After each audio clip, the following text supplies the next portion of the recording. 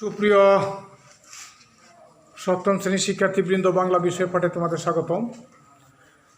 আমরা বাংলা বিষয়ের দ্বিতীয় অধ্যায়ের তৃতীয় পরিচ্ছেদে কত দিকে কত কারিগর এই রচনা থেকে আমরা শব্দার্থের পুস্তক পেপার দলে দলে তৈরি করেছি। প্রথম দৃষ্টি, দ্বিতীয় দৃষ্টি, তৃতীয় দৃষ্টি এইভাবে ভাগ করে দিয়েছি আমরা, এবং সেই শব্দার্থের উচ্চারণ এবং অর্থের উচ্চারণ সঠিক হচ্ছে কি না সেই দিকে মূল্যায়ন রেখে তোমাদের আজকে মূল্যায়ন করা হচ্ছে। তো আমি চলে যাচ্ছি একটি দলকে মূল্যায়ন করার জন্য। দলের নাম পূর্ব দিগন্ত। পূর্ব দিগন্তে সূর্য উঠেছে রক্ত লাল রক্ত লাল। দেখি তাদের সেই উপস্থাপনা কেমন হয়। আমি তাদের শব্দার্থের পুস্তক প্রদর্শন এবং উপস্থাপনের জন্য বলছি। দলের নাম পূর্ব দিগন্ত। দলের তার নাম দ্বিতীয় অধ্যায় তৃতীয় পরিচ্ছেদ। শিক্ষক কমলকান্ত রায়। বিষয় বাংলা, শ্রেণী সপ্তম। তারিখ 9/5/2024। শব্দ অবিশ্বাস, যা বিশ্বাস করা যায় না। শব্দ আচর, অর্থ দাগ টানা।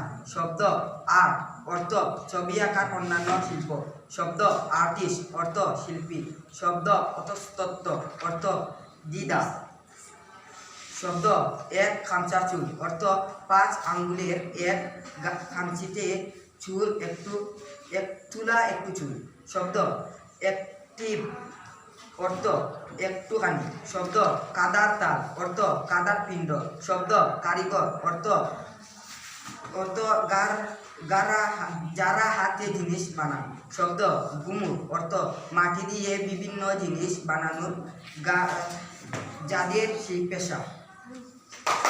অনেক অনেক ধন্যবাদ পূর্ব দিগন্তে, অনেক অনেক ধন্যবাদ সবাইকে, অনেক অনেক অভিনন্দন।